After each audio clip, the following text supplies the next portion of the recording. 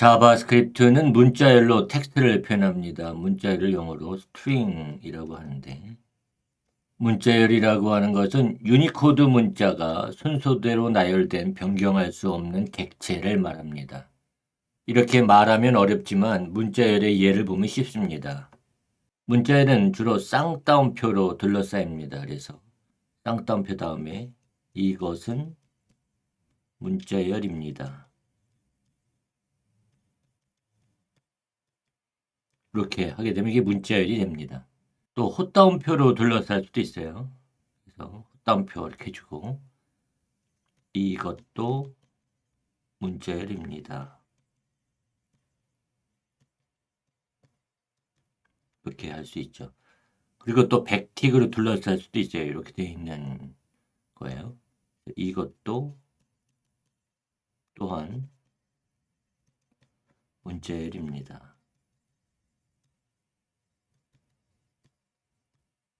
백틱으로 이렇게 둘러싸는 거죠.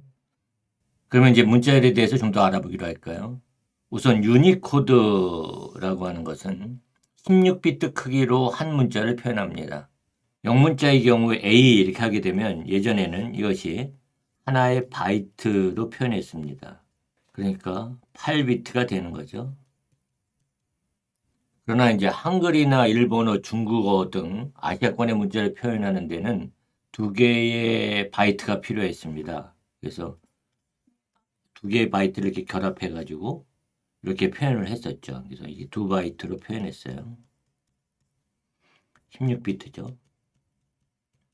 그러다 보니까 영어권의 문자는 한 바이트로 하나의 문자를 표현하고 아시아권의 문자는 두 개의 바이트를 결합해서 이제 하나의 문자를 표현하고 그러니까 굉장히 혼란스럽죠.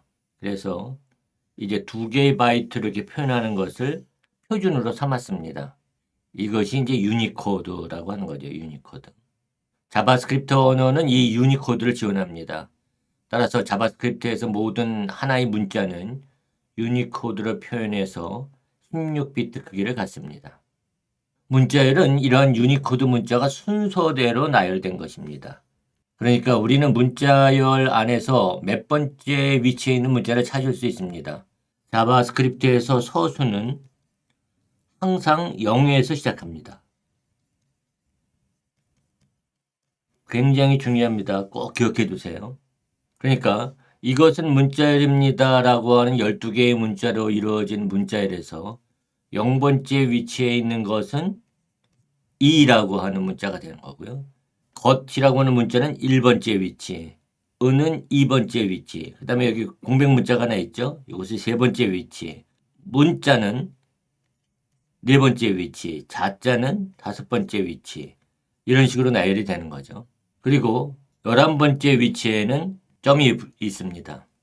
그리고 이렇게 만들어진 문자열은 변경할 수 없습니다. 이것은 정수를 변경할 수 없는 것과 마찬가지입니다. 10이라고 하는 값은 변경할 수 없죠. 마찬가지로 이것은 문자열입니다 라고 하는 문자열도 변경할 수 없습니다. 그러니까 이 문자열에 다른 문자나 문자열을 추가하거나 이 문자열에서 문자를 빼거나 다른 문자로 대체할 수 없다는 거죠. 이것을 불변성, 영어로는 immutable이라고 얘기합니다. 사실 모든 값은 불변성을 갖습니다. 이거를 코드로 확인해 볼까요? 먼저 터미널이 열려 있으면 크게 확장하도록 하겠습니다. 여기에서 노드 입력하고요. 노드를 실행시킵니다. 그 다음에 이것은 문자열입니다. 이렇게 해주게 되면 문자열이 되는 거죠. 콧다운표로 해서 이것도 문자열입니다. 이렇게 할 수도 있죠. 그리고 또 백틱으로 둘러싸서 이것 또한 문자열입니다. 백틱 이렇게 표현할 수 있죠. 또 쌍따옴표나 헛따옴표 또는 백틱으로만 둘러싸인 것도 문자열입니다. 이런 거죠. 이것을 빈 문자열이라고 얘기합니다. 또 숫자를 쌍따옴표로 둘러싸면 숫자 값이 아니라 문자열이 됩니다. 일반적으로 하나의 문자열은 한 행에 옵니다. 그런데 각 행의 끝에 역슬래시를 붙여서 여러 행에 걸쳐 문자열을 작성할 수 있습니다.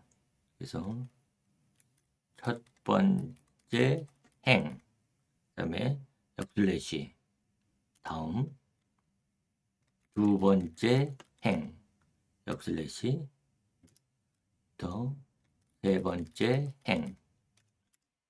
이렇게도 작성할 수 있습니다. 여기에서 첫 번째 행, 두 번째 행, 세 번째 행, 이 각각이 연결되어 있는 것을 볼 수가 있죠.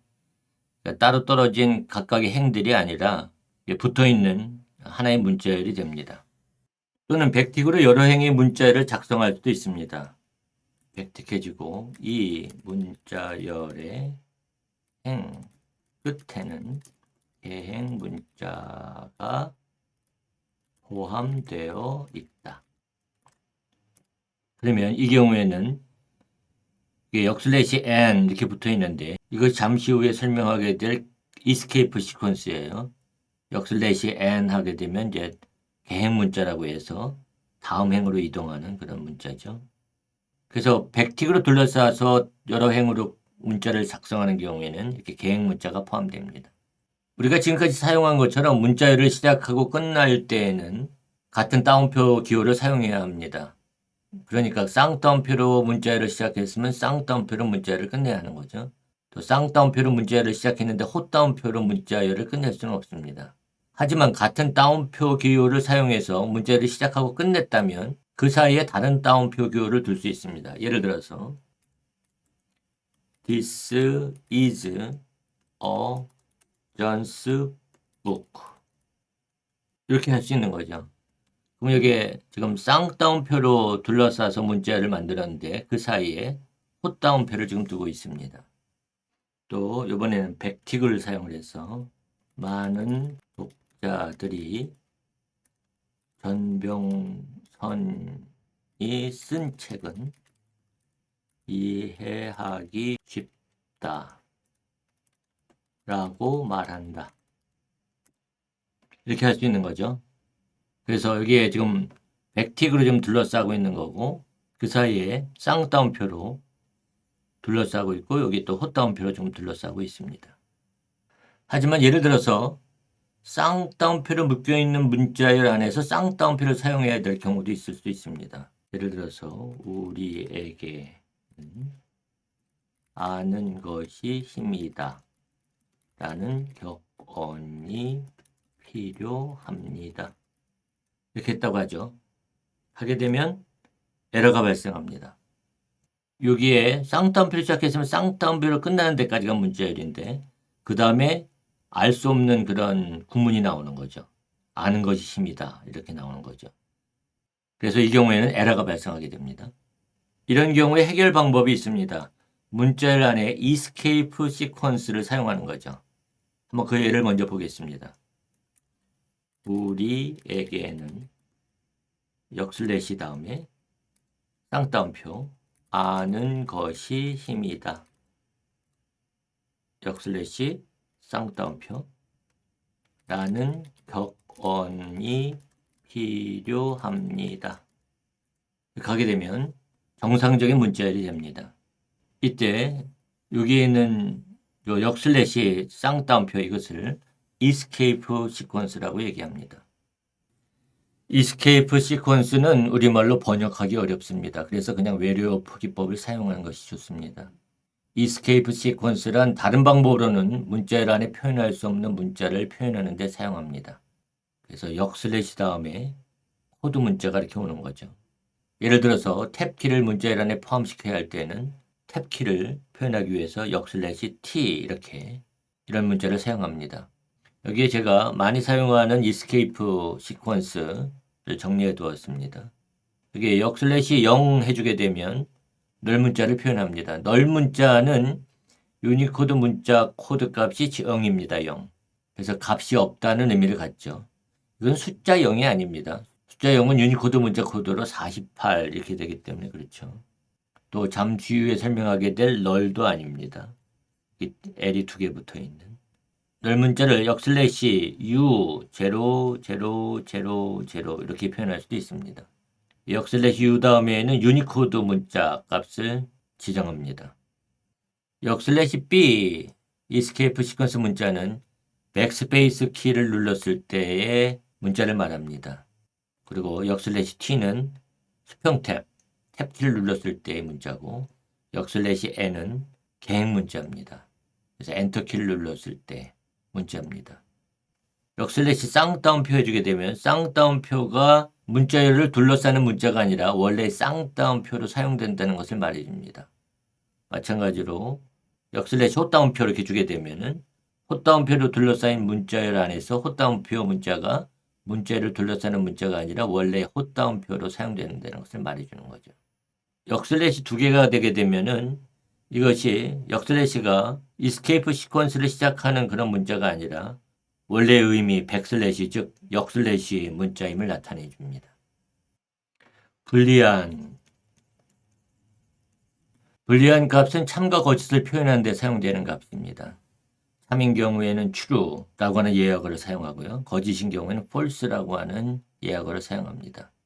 이외에도 false는 0이라든지 또는 -0 또는 NaN 또는 빈문자열 또는 조금 이따 살펴보게 될 undefined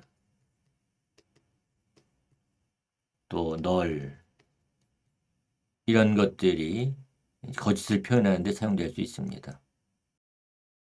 불리한 값은 어떤 두 개의 값을 비교한 결과로 사용되는 경우가 많습니다. 아직 우리가 연산자를 배우진 않았지만 10이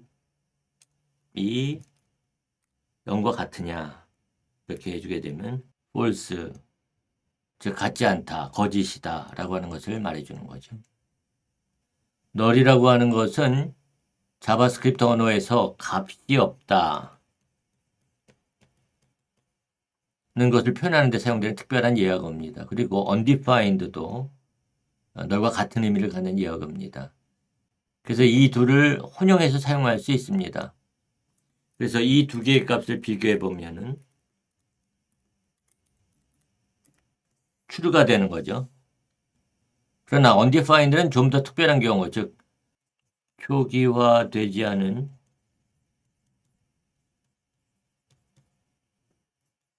변수 값을 나타내는데 undefined 예약어가 사용됩니다. 우리가 잠시 후에 변수에 대해서 배우겠지만 let ag 해가지고 변수를 선언해주고 값을 초기화하지 않으면 이처럼 undefined 값이 됩니다. 그것은 이제 age라고 하는 변수에 어떤 값도 저장하지 않았기 때문에 초기화가 되지 않은 상태가 돼서 그런 거죠. 그래서 age라고 하는 변수의 값은 undefined가 됩니다. 이 null과 undefined는 값이 없다는 것을 표현한다는 점에서는 같지만 엄격하게 말한다면 이 둘은 서로 다른 값입니다. 그래서 null, 이번에는 equal이 3개 붙어 있는 연산자를 사용해서 undefined하고 비교해 보면은 이처럼 false가 됩니다.